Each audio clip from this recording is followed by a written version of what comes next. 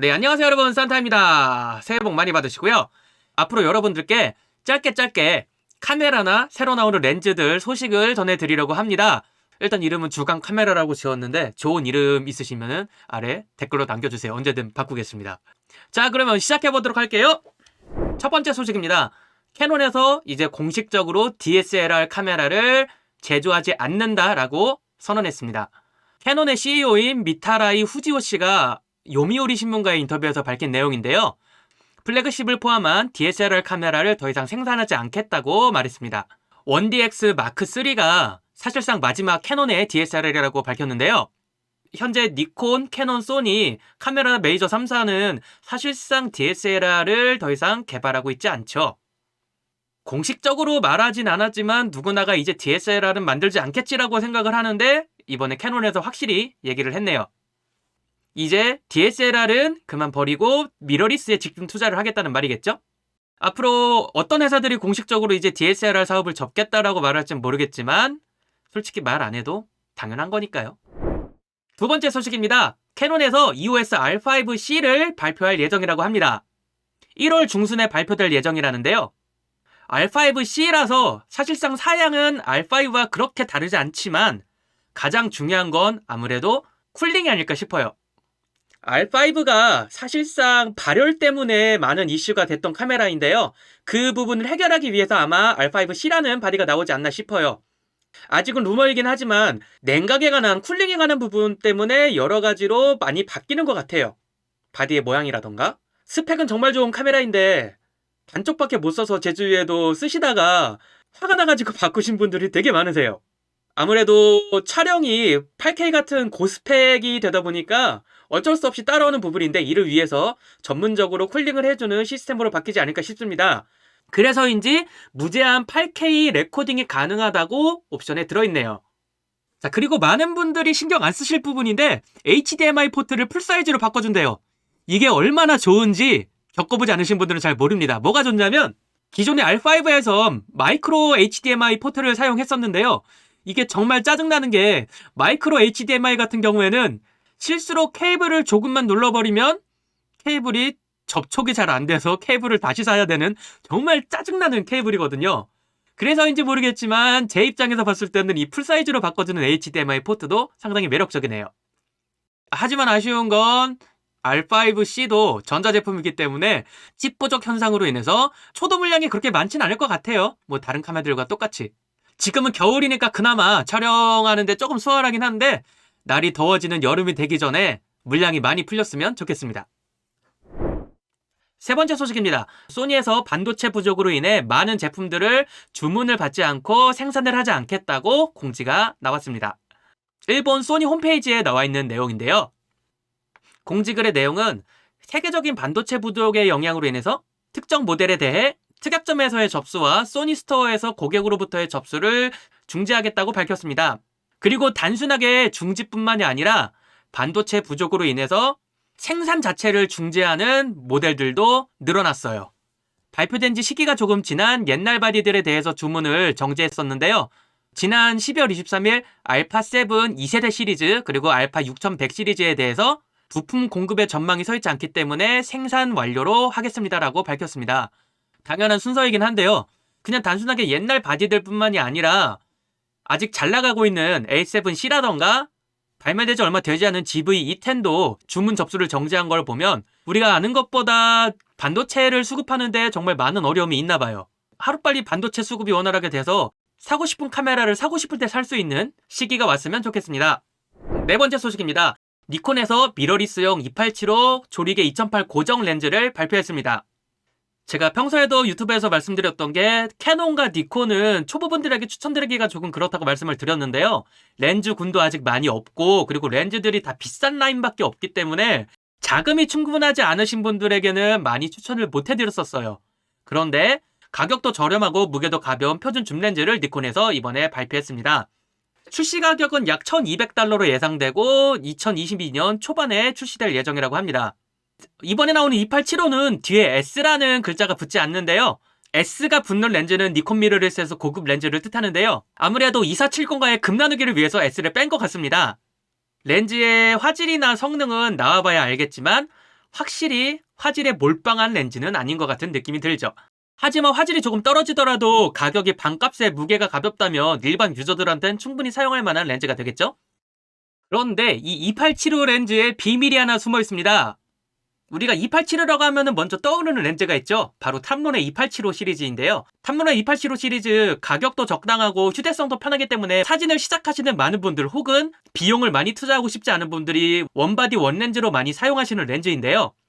이번에 나오는 니콘의 2875의 렌즈 구성이 탐론의 2875와 똑같은 그림이기 때문에 많은 사람들이 니콘의 2875는 탐론의 2875를 베이스로 만들어졌다고 생각을 하고 있습니다. 아쉬운 건 이번에 화질적으로 많이 좋아졌다는 평가를 받고 있는 탐론의 2875 2세대가 아니라 1세대 렌즈 구성과 똑같아요. 조금 이 부분이 아쉽긴 한데 렌즈가 나와봐야 아는 부분이겠고요. 만약에 니콘의 2875가 탐론의 2875 1세대를 베이스로 만들어진 모델이라면 앞으로도 탐론과 시그마에서는 니콘의 렌즈를 내는 일이 없고 이런 식으로 니콘의 이름을 달고 나오게 되지 않나 조심스럽게 추측을 한번 해봅니다. 그런데 저는 이렇게 쓸 바에야 그냥 소니 렌즈 아답터를 사서 소니의 다른 렌즈들도 같이 쓰는 게 좋지 않을까 싶습니다. 뭐 사람들마다 다르겠지만요. 다섯 번째 소식입니다. 니콘에서 미러리스용 800mm 조력의 6.3 렌즈 개발을 발표했습니다. 방금 전에 말씀드렸던 것과 똑같은 내용인데 니콘 미러리스에서 가장 약점이 되고 있는 점 중에 하나가 렌즈군이 많지 않다는 건데요. 현재도 장망원 쪽으로는 미러리스용 렌즈가 없거든요. 아직 가격 등의 정보는 나와 있지 않은데요. 800mm니까 비싸겠죠. 기존에 니콘의 DSLR 마운트인 F마운트의 장망원 렌즈들을 변환 아답터를 이용해서 사용할 수도 있지만 변환 아답터들이 망원으로 갈수록 힘을 많이 못 쓰는 걸 생각하면 미러리스 마운트로 나오는 800mm 기대하실 분들 정말 많으실 것 같습니다. 물론 나와봐야 알겠지만 저는 니콘이 망원 렌즈에서 실망을 시킬 일은 절대 없다고 보기 때문에 대단한 작품이 하나 나오지 않을까 싶습니다. 여섯 번째 소식입니다. 삼양옵틱스에서 135mm 조리개 1.8 렌즈를 드디어 발표했습니다. 소니 미러리스 버전으로 발매되는데요. 기존에도 소니 미러리스에서 사용할 수 있는 망원 단렌즈들은 몇 개가 있었는데요. 첫 번째로 소니의 135mm 1.8 GM 렌즈, 그리고 시그마의 105mm 조리개 1.4 아트 렌즈가 있는데요. 이 두 가지 렌즈로 말씀을 드리자면 솔직히 GM 렌즈는 가격이 좀 나가고 시그마 렌즈는 정말 무겁습니다. 그런데 이번에 삼양에서 나오는 135mm의 스펙도 공개가 되었는데요. 여기에서 가장 주목해야 할 점은 바로 무게가 아닌가 싶어요. 764g이라는 무게인데요. 시그마의 105.4에 비교하면 반도 안 되는 무게고요. 소니의 135mm 렌즈하고 비교하면 약 200g 정도 가벼운 스펙입니다. 좀 더 가볍고 좀 더 작아진 렌즈를 확인할 수 있고요. 뭐 나와봐야 알겠지만 요즘 삼양 렌즈들 정말 잘 나오고 실망시키는 적이 거의 없기 때문에 아마 꼽히는 봄이면 이 렌즈를 메고 다니시는 분들이 많아지실 것 같습니다. 삼양의 135mm 소식이 발표되기 전에 정말 우연하게 제가 바로 전날에 시그마의 105mm를 팔았거든요. 너무 무거워서 좀 가볍게 다니려고. 그런데 삼양에서 135mm가 나온다면 이거는 예판에서 꼭 성공을 해보고 싶네요.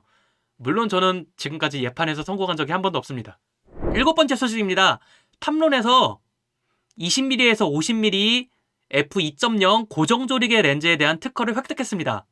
아직 많은 정보가 나와 있지는 않은데 요즘에 탐론이 정말 미친 듯한 렌즈들 많이 내주고 있죠. 특히 35150 같은 렌즈는 사람들이 사고 싶어도 사지 못하는 정말 유니콘 같은 렌즈라는 평가를 받고 있는데요.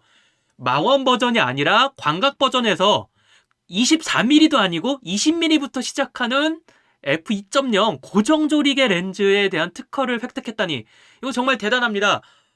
2050이면은 2470보다 화각이 너무 많이 좁은 거 아니에요? 그냥 조리개가 2.0이라서 좋은 건가요? 라고 생각하시는 분들이 계실 수도 있지만 화각이라는 게 초광각 레벨로 들어갈수록 1mm의 차이가 엄청 크거든요. 그래서 2470에 비교를 하자면 망원에서는 20mm 정도 손해를 보지만 초광각에서의 4mm의 이득을 보는 것 때문에 많은 분들이 이 렌즈를 기다리게 되지 않을까 싶습니다. 특히 웨딩 하시는 분들에게는 이것만한 렌즈가 없을 것 같고요. 저 같아도 조리개가 2.8과 2.0의 비교를 떠나서 이 화각만으로도 저는 정말 갖고 싶은 렌즈가 아닌가 싶어요. 물론 나와봐야 알겠지만 루머대로 렌즈가 발표된다고 하면은 탐론에서 나오는 2050과 35150 렌즈 두 개만 있으면 웬만한 사진은 다 찍을 수 있습니다. 행사 뛰시는 분들한테 이런 축복은 없을 것 같아요. 물론 무겁긴 하겠지만요. 하루빨리 많은 정보들이 나왔으면 좋겠네요. 여덟 번째 소식입니다. 파나소닉의 마이크로 포 서드 플래그십 카메라 GH6의 발표가 더 늦어진다는 알림인데요. 최근 파나소닉은 홈페이지를 통해서 21년 5월 26일에 개발 발표를 한 GH6에 대해서 21년 내에 제품화를 목표로 했지만 늦어졌고 22년에는 제품화 목표를 하고 있다고 밝혔습니다. 깊이 사과의 말씀을 드린다고 썼는데요. 많은 분들은 잘 모르시는 라인이지만 파나소닉의 이 GH 라인은 발표될 때마다 영상 하시는 분들의 마음을 많이 설레게 했던 바디들인데요. 저는 솔직히 놀란 게 아직도 마이크로 포 서드 바디가 나오나? 라고 이 기사를 보고 저도 놀랐습니다.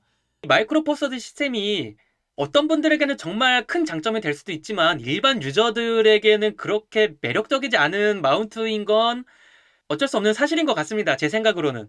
그렇기 때문에 이제 와서 굳이 마이크로 포 서드로 새로운 바디를 내놓는데 의미가 있나라고 저는 솔직히 생각을 해요. 하지만 마이크로 포 서드만 놓고 보면 그런데 이 GH 시리즈 같은 경우에는 확고한 유저층이 있기 때문에 나온다면 또 한 번 센세이션을 일으키지 않을까 싶습니다. GH5가 제가 정말 갖고 싶었던 바디였는데 몇 년 사이에 카메라 시장에 정말 많은 변화가 있었네요. 어쨌든 GH6 빠른 시일 내에 나와줬으면 좋겠습니다. 오늘 준비한 소식은 여기까지입니다.